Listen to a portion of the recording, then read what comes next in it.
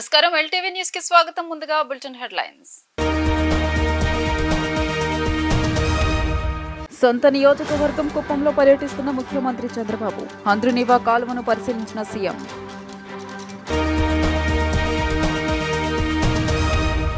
జనసేన ఎమ్మెల్యేలతో deputy CM Pawan Kalyan భేటీ శాసనసభ వ్యవహారాలపై ఎమ్మెల్యేలకు అవగాహన కల్పించిన మంత్రి నాదెండ్ల మనోహర్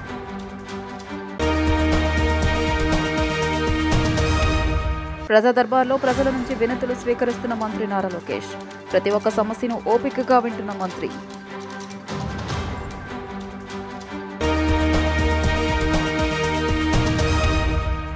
నాలుగోసారి సీఎంగా నారా చంద్రబాబు నాయుడు ప్రమాణ స్వీకారం చేసిన తర్వాత తొలిసారిగా తన సొంత నియోజకవర్గమైన కుప్పంలో పర్యటిస్తున్నారు. నేటి నుంచి 2 రోజుల పాటు సొంత నియోజకవర్గం కుప్పంలో పర్యటించనున్నారు. ఉదయం అమరావతి నుంచి కుప్పానికి వచ్చారు. మధ్యాహ్నం శాంతిపురం మండలం జల్లిగానిపల్లిలో చిన్నారి దొడ్డి హంద్రునివా కాలువను పరిశీలించారు. కాలువను పరిశీలించడంతో పాటు కడప ఆర్టీసీ బస్టాండ్ సమీపంలో నిర్వహించే బహిరంగ సభలో పాల్గొంటారు. అనంతరం ఆర్ఎండ్బి అతిథి గృహంలో పార్టీ నేతలతో సమావేశం కానున్నారు.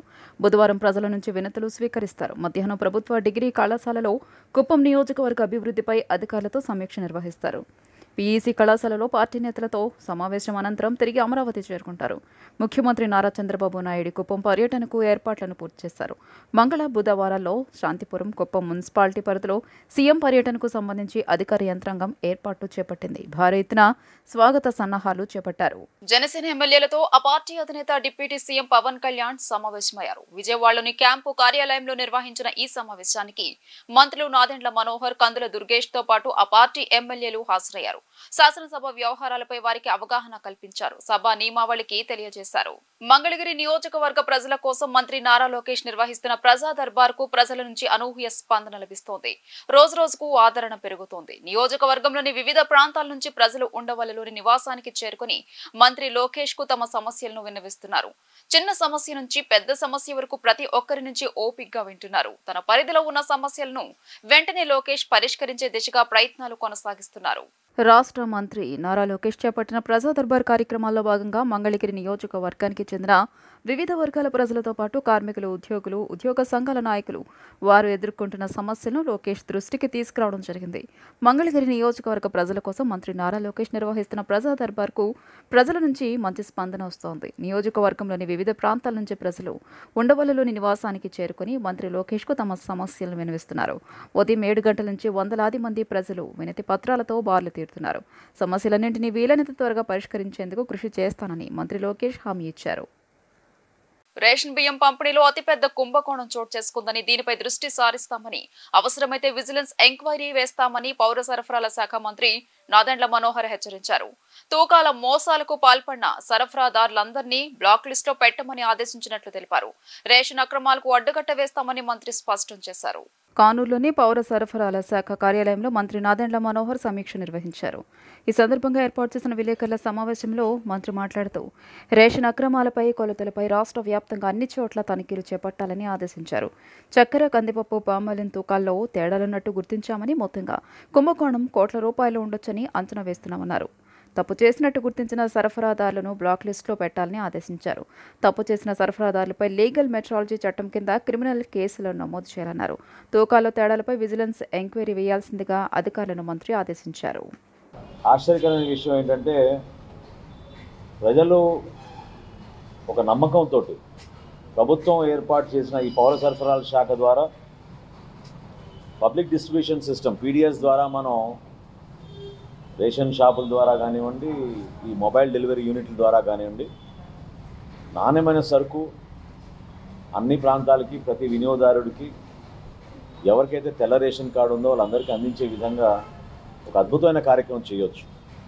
అటువంటి కార్యక్రమాన్ని వీళ్ళు దుర్వినియోగం చేసి అవినీతికి పాల్పడే అంశాలు చాలా బాధాకరం.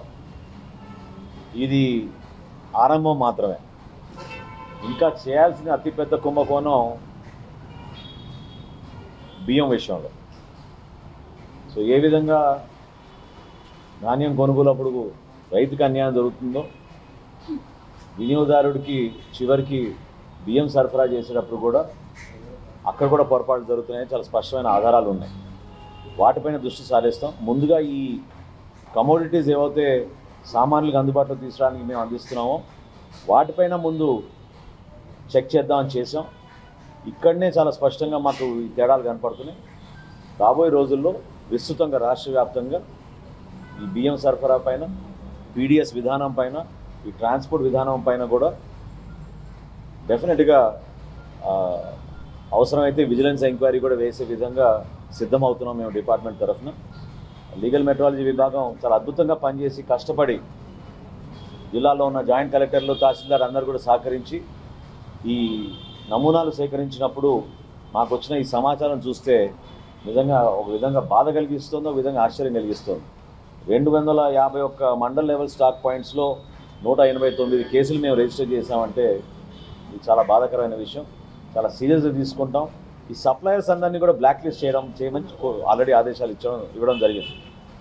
సో ఎవరైతే ఈ సప్లయర్స్ దీంట్లో పాల్గొన్నారో ఈ అవినీతిలో ఖచ్చితంగా వాళ్ళని బ్లాక్ లిస్ట్ చేస్తాం.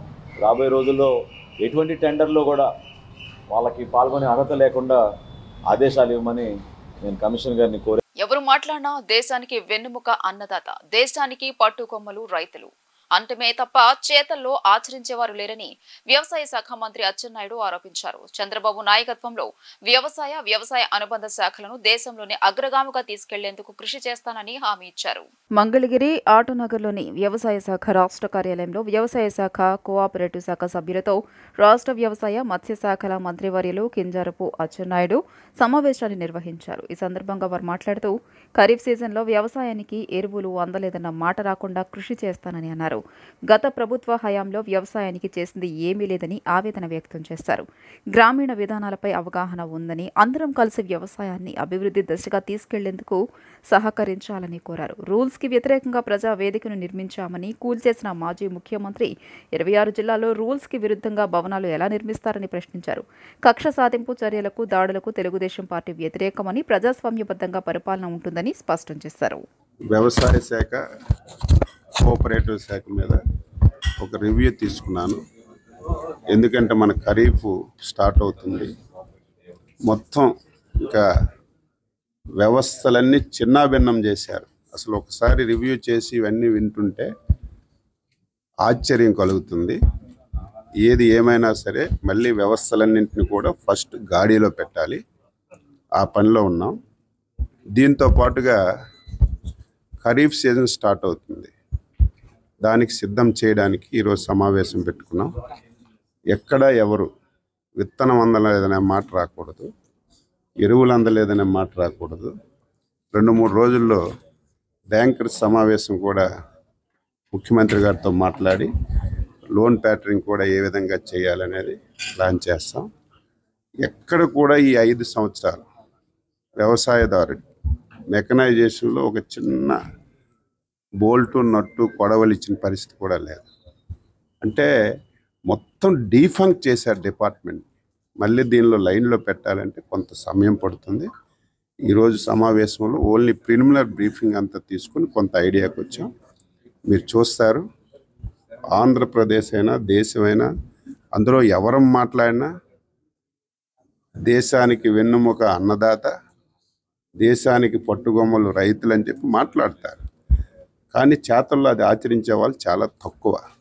నేను మాటిస్తున్నాను, చంద్రబాబు గారి నాయకత్వంలో మళ్ళీ వ్యవసాయ శాఖ, వ్యవసాయ అనుబంధ శాఖలు మళ్ళీ దేశంలోనే ఒక అగ్రగామిగా తీసుకెళ్ళడానికి నేను శాయశక్తులకు కృషి చేస్తాను.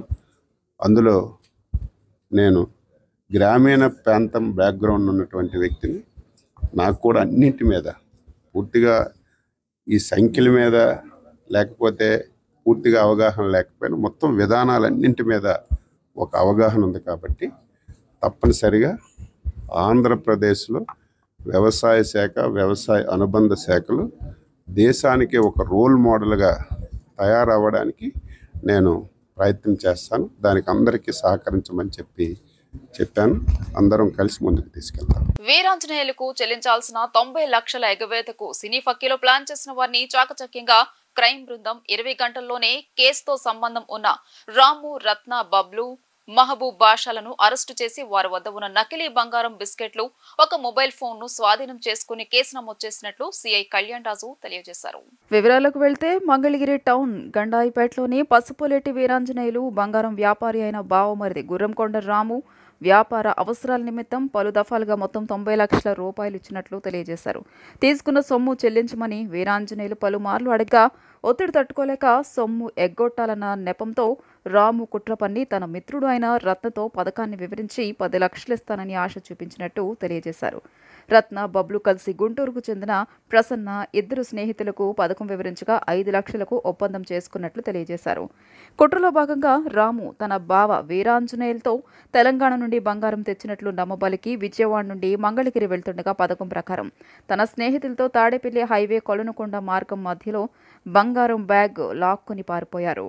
పసుపులేటి వీరాంజనేయులు రాము చేతిలో ఉన్న బంగారం బ్యాగ్ను 3 వ్యక్తులు అపహరించారని కేసు నమోదు చేయగా క్రైమ్ బృందం చాకచక్యంగా 20 గంటల్లోనే 4 నిందితులను పోలీసులు అరెస్టు చేశారు. గుంటూరుకు చెందిన 3 నిందితులు పరారీలో ఉన్నారని త్వరలో అరెస్టు చేస్తామని తాడేపల్లి సిఐ కళ్యాణ్ రాజు మీడియా సమావేశంలో తెలియజేశారు.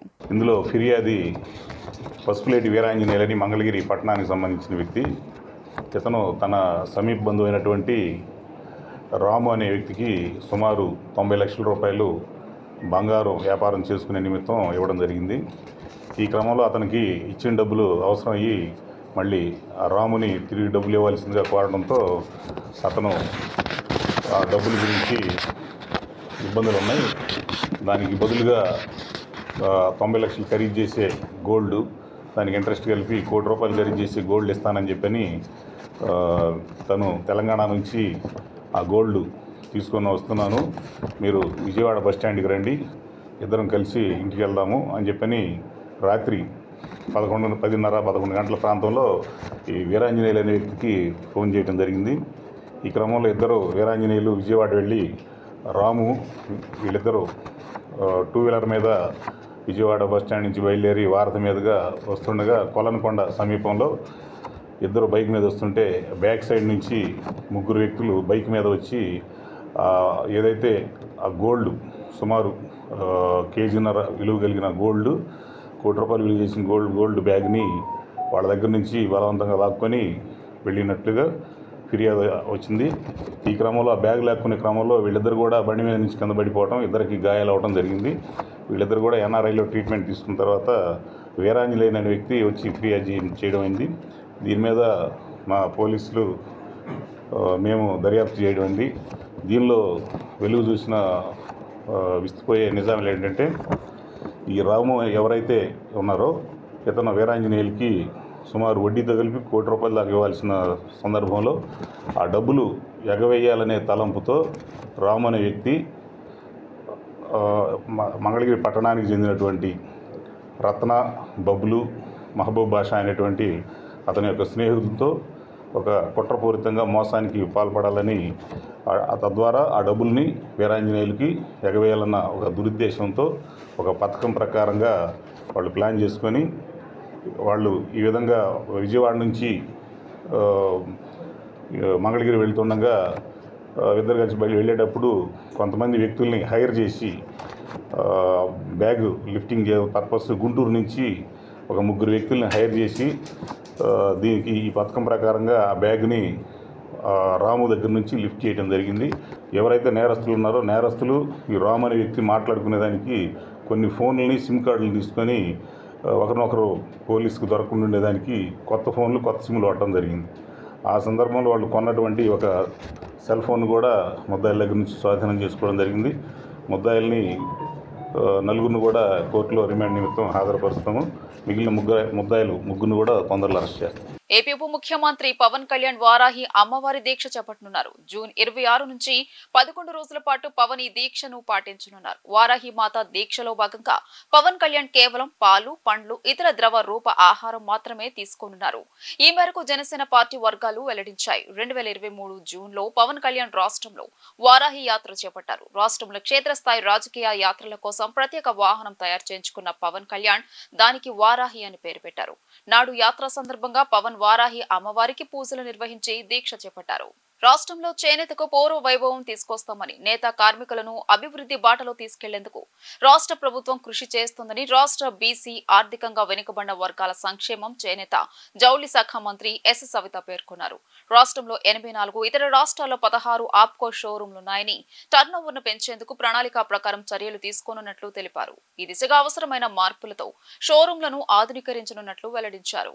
బీసీ ఆర్థికంగా వెనుకబడిన వర్గాల సంక్షేమం చేనేత జౌళి శాఖ మంత్రి ఎస్ సవిత నిన్న గవర్నర్పేటలోని ఆప్కో మెగా షోరూంను తనిఖీ చేశారు. APCO vice chairman managing director R Pavan Murthy, general manager S Anujarani, showroom manager Y గోపాలకృష్ణతో సమీక్ష జరిపారు. అనంతరం షోరూంలోని చేనేత ఉత్పత్తులను పరిశీలించారు.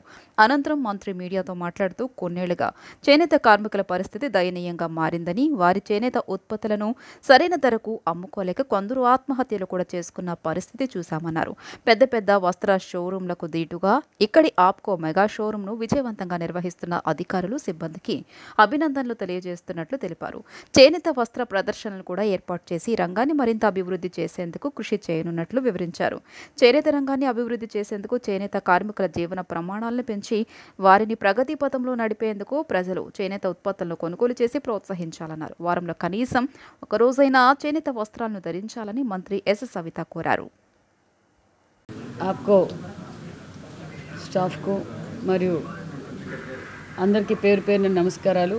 బాధ్యత తీసుకున్న తర్వాత ఈరోజు మొదటిగా ఆఫీస్కి వచ్చాను. చాలా సంతోషంగా ఉంది. ఎందుకంటే బయట పెద్ద పెద్ద షోరూమ్స్ చూసాం. షోరూమ్స్కు పోటీగా కూడా ఇక్కడ అంటే మేము కూడా ఏం తక్కువ కాదు అన్నట్టుగా షోరూమ్ కూడా బాగా మెయింటైన్ చేస్తున్నారు. చాలా సంతోషంగా ఉంది. మరి ఈరోజు రాష్ట్రంలో గత 5 సంవత్సరాలుగా చేనేత కార్మికుల పరిస్థితి మనం అందరం చూసాం. చాలా హీనమైన పరిస్థితిలో, చాలా కొన్ని చోట్లయితే వాళ్ళు తయారు చేసిన సరుకులను అమ్ముకోలేక కొన్ని చోట్లయితే ఆత్మహత్యలు కూడా చేసుకున్నారు. గత 5 సంవత్సరాలు మనం చూసాం.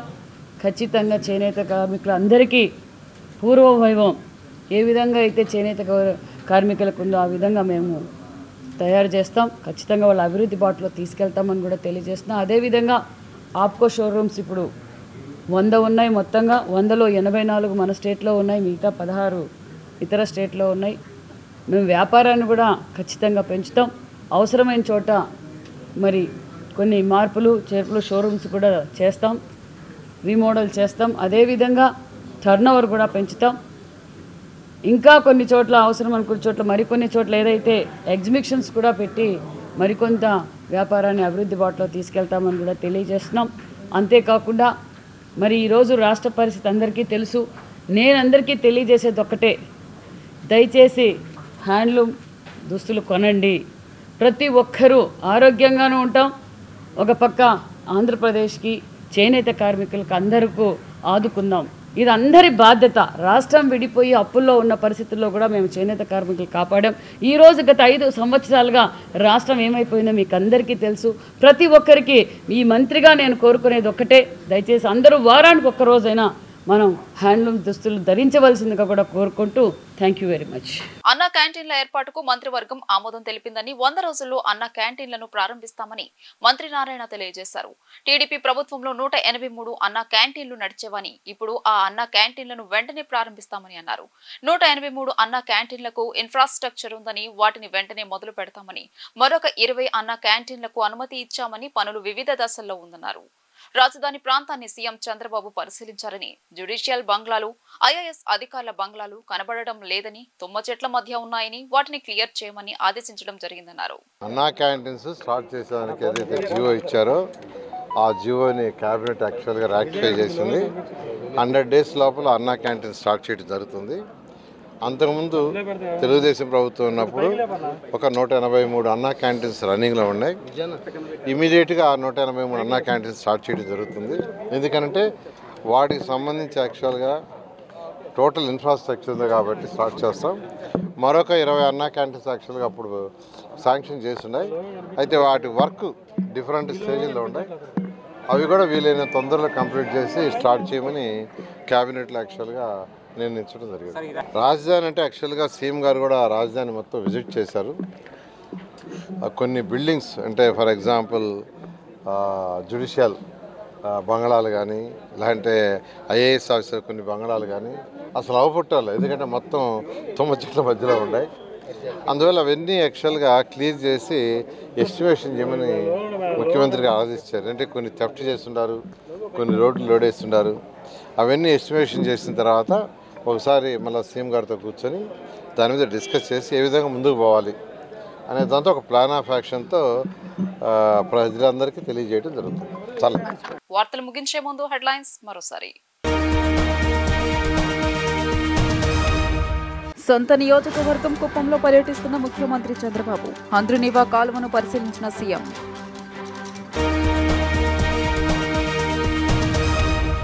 జనసేన ఎమ్మెల్యేలతో డిప్యూటీ సీఎం పవన్ కళ్యాణ్ భేటీ. శాసనసభ వ్యవహారాలపై ఎమ్మెల్యేలకు అవగాహన కల్పించిన మంత్రి నాదెండ్ల మనోహర్.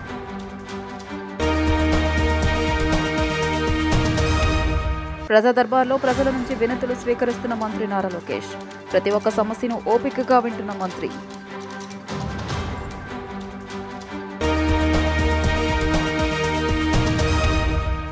వార్తలు ఇంతటితో సమాప్తం. నమస్కారం.